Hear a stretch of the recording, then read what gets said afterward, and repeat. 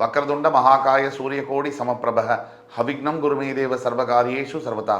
தென்னாட்டுடைய சிவனே போற்றி, என் நாட்டவர்க்கும் இறைவா போற்றி.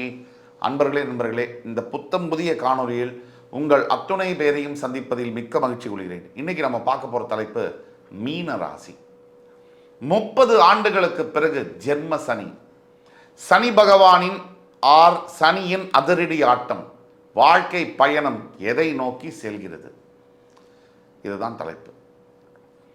தலைப்புக்குள்ள நம்ம போறோம். இதுக்கு முன்னாடி ஒரு சின்ன வேண்டுகோள், இந்த வீடியோவை மீனராசியா நீங்க இது முழுசா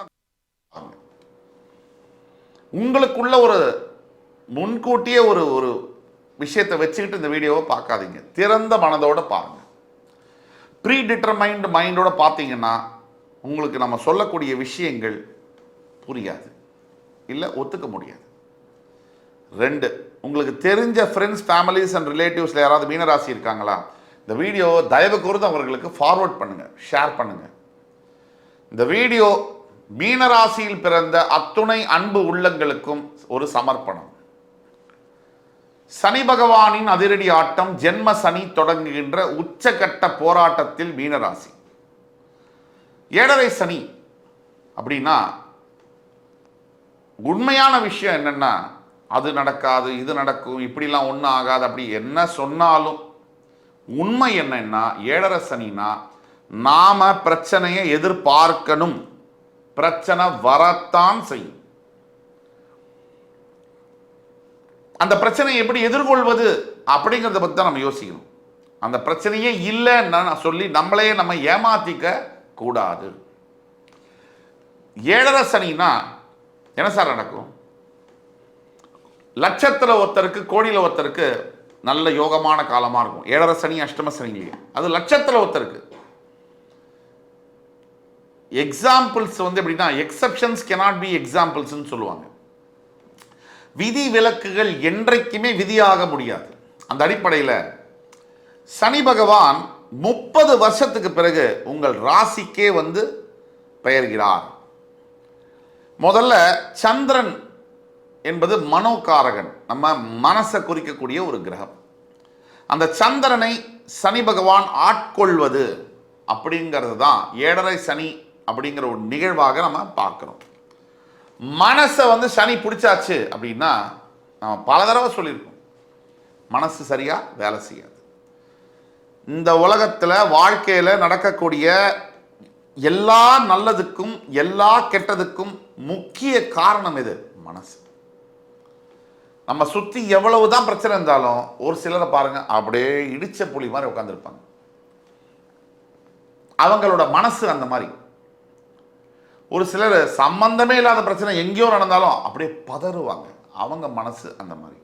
அப்போ வாழ்க்கையில் நல்லதோ கெட்டதோ நமக்கு எது நடந்தாலும் அந்த நிகழ்வில் இல்லை, அந்த நிகழ்வுடைய தன்மையில் இல்லை. நம்ம மனசு அந்த நிகழ்வை பார்க்கக்கூடிய விதத்தில் தான் இன்பமும் துன்பமும் துக்கமும் சந்தோஷமும் எல்லாமே இருக்கு.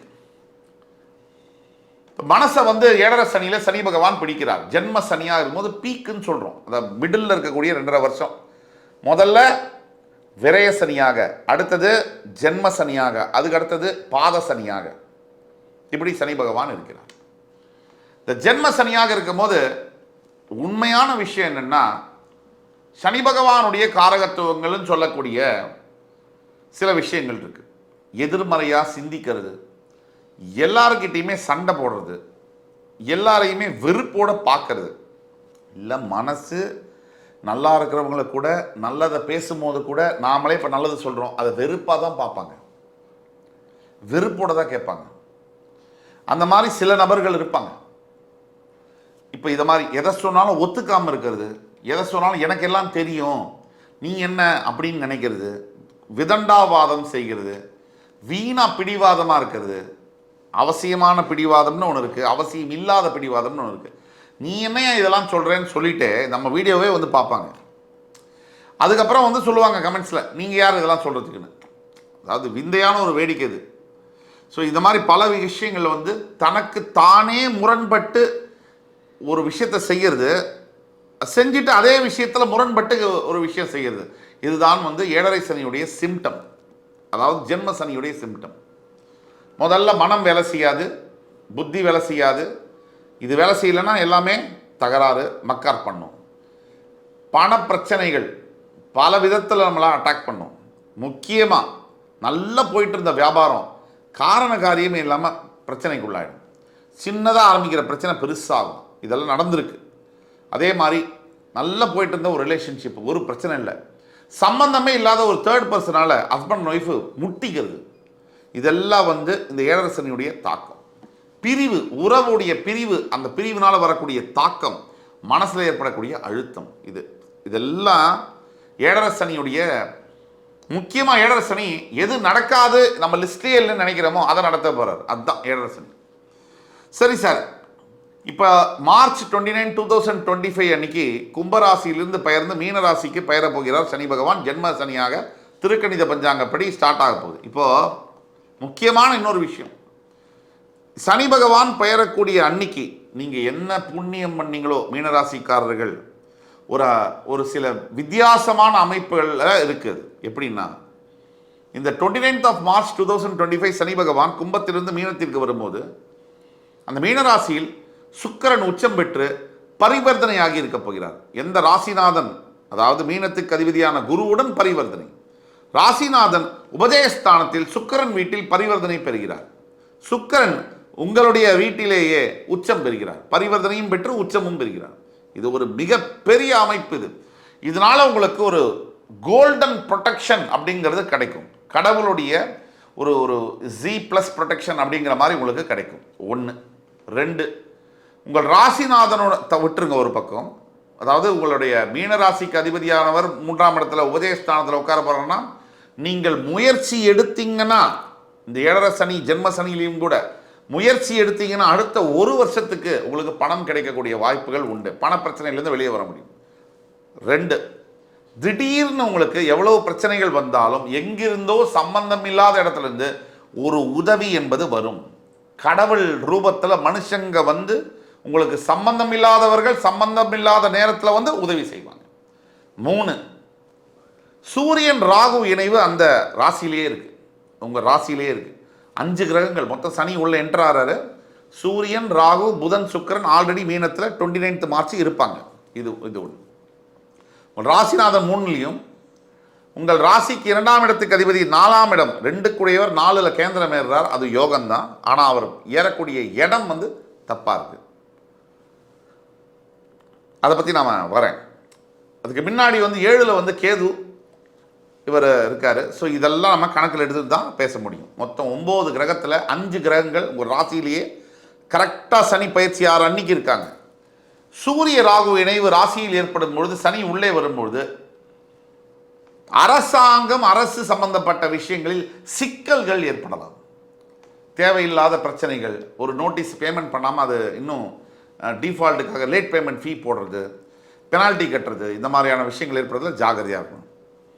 நல்ல விஷயம் எது அப்படின்னு பார்த்தோம்னா, ரொம்ப வருஷமாக வீடு வாங்கலை சார், எனக்கு வாகனமே இல்லை சார், எனக்கு சரியாக இல்லை சார், வாழ்க்கையில் வேலை கிடைக்கலன்னா, இதெல்லாம் ஒரு அதிசயத்துக்கு இந்த ஏழரை சனி நடக்கும் போதே, உள்ள ஜென்ம சனி வரும்போதே நடக்கும்.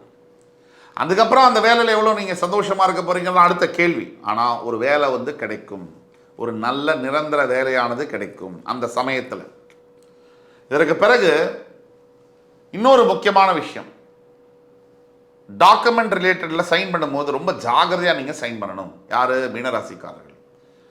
எல்லாத்தையும் விட முக்கியமான விஷயம் என்னென்னா, உங்களுக்கு ரொம்ப உபஜயஸ்தானம்னா என்னது, 3ஆம் இடத்திற்கும் 8ஆம் இடத்திற்கும் அதிபதியான சுக்கிரன் உங்களுக்கு ராசியிலேயே உச்சம் பெறுகிறார் ஏழரை சனி நடக்கும்போது. அது சனி பகவானுக்கு அவர் வேண்டப்பட்டவருங்கிறதுனால, நீங்கள் ஒரு மோட்சஸ்தானத்துக்கு அதிபதியான ராசிங்கிறதுனால நீங்கள் திடீர்னு சில அதிர்ஷ்ட வரவுகளை எதிர்பார்க்கலாம். தவிர அப்ராடு, ஃபாரின் அப்படிங்கிற பேச்சை எடுத்தாலே நீங்கள் மார்ச் 29, 2025 அப்புறமா ஒரு மாதத்துக்குள்ளே நீங்கள் அதை முயற்சி பண்ண தொடங்குனீங்கன்னா ரொம்ப சக்ஸஸ்ஃபுல்லாக வரும். இது நீங்கள் கவலையே பட வேண்டாம். இதெல்லாம் இருக்குது. ஸோ இது ஒரு பக்கம். எல்லாத்துக்கும் மேலே உங்களுடைய சனி பகவான் உங்களுடைய ராசிக்கு வந்த உடனே 7ஆம் இடத்துல கேது உட்கார்றதுனால தெய்வத்துடைய நேரடி பக்தி, அருள், ஆன்மீகம் இது சம்பந்தப்பட்ட விஷயத்தில் நீங்கள் ஈடுபடுறது, ஆல்ரெடி நீங்கள் ஒரு மோட்சஸ்தானம் அப்படிங்கிற போது இன்னும் பக்தியினால் ஈர்க்கப்படக்கூடியது, கடவுளுடைய போகாத கோவிலுக்கெல்லாம் தரிசனமே கிடைக்காதுங்கிற இடத்துலலாம் தரிசனம் கூப்பிட்டு கொடுப்பார். இதெல்லாம் நடக்கும், இந்த அதிசயங்கள்லாம் நடக்கும்.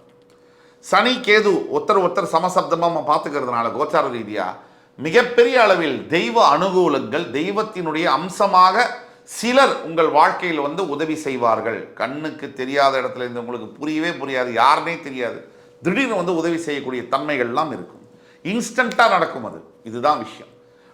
அப்போ ஒட்டு மொத்தத்தில் மீனராசிக்கு ஆமாம் ஜென்ம சனி வருகிறது, எல்லாருக்கும் தெரியுது, இதனால பிரச்சனை தான்.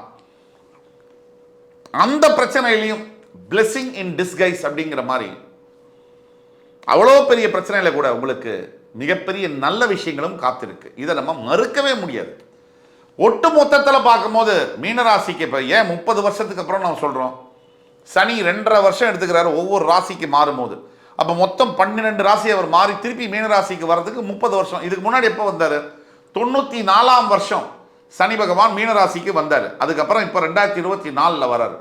அப்போ 94ஆம் வருஷம் இந்த வீடியோவை பார்த்து கொண்டிருக்கக்கூடிய அனைத்து மீனராசிக்காரர்களுக்கும் சரியா 94க்கு அப்புறமா என்ன நடந்துச்சு, 95 96 அதைத்தான் நீங்கள் எதிர்பார்க்கணும். ஆனால் அதில் ஒரு சிறிய சேஞ்சஸ் இருக்கும் உங்கள் வயசுக்கு ஏற்ப.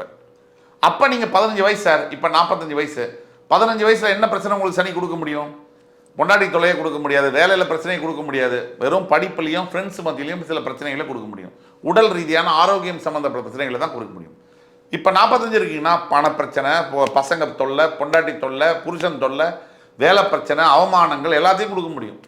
இதே நீங்கள் 55 வயசு இருக்கீங்கன்னா 25 வயசில் என்ன நடந்துச்சு, சில பிரச்சனைகள் நடந்திருக்கும். திருமணம் தாமதமாக இருக்கலாம், காதலிச்ச பொண்ணு திருமணம் செய்ய முடியாமல் இருந்திருக்கலாம், என்னென்ன பிரச்சனைகள் வேணால் நடந்திருக்கலாம். அதெல்லாம் இப்போ நடக்காது, மாறுதல் இருக்கும். உங்கள் வயசுக்கேற்ப அது மாறுதல் இருக்கும். எந்த சனிங்கிறத பொறுத்து இருக்குது. ஒவ்வொருத்தருக்கும் லைஃப்பில் 3 தடவை 7.5 சனி வரும். முதல்ல வர 7.5 சனியா, நடுவில் வர 7.5 சனியா, பொங்கு சனியா அப்படின்னு சொல்லுவாங்க. அந்த மாதிரி பொங்கு சனினா நடுவில் வருது, மங்கு சனினா கடைசி காலகட்டத்தில் வரக்கூடிய சனி. இப்படி எந்த சனிங்கிறத வச்சு உங்களுக்கு இந்த பலன்கள் மாறும்.